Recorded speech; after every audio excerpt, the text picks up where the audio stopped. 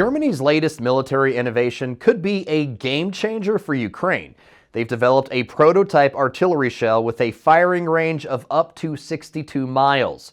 It's a huge leap from the current 155mm rounds that reach just 20 miles that Ukraine has. Most of the details about the prototype round remain confidential, but here's what we do know. German media is reporting Rheinmetall, the country's largest arms maker, will deploy the longer-range shells to Ukraine sometime this year. The move will enhance both Ukraine's defensive and offensive artillery capabilities, while at the same time helping the Ukrainians transition away from Soviet-era artillery to more NATO-standard weaponry. There is plenty of 21st century tech being deployed in Ukraine right now, but artillery remains a crucial component. And with these new long-range systems, Ukraine will be able to hit Russian targets from a far enough distance.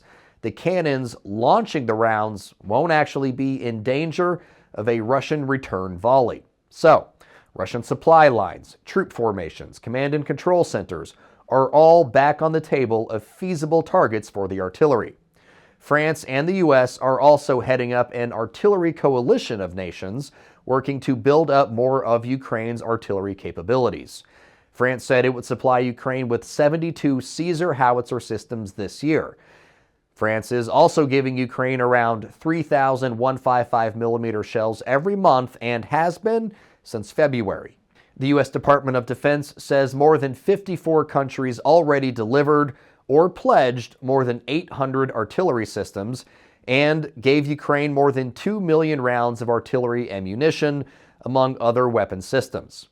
The Artillery Coalition is aligned with a broader European Union plan to supply Ukraine with 1 million artillery rounds by the end of spring.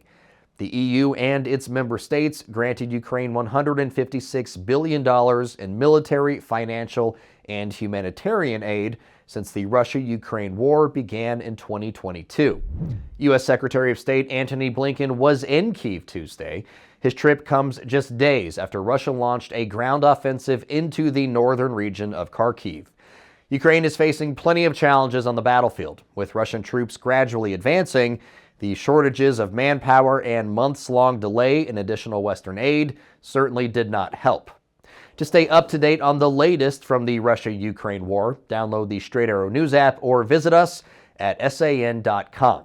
For Straight Arrow News, I'm Ryan Robertson.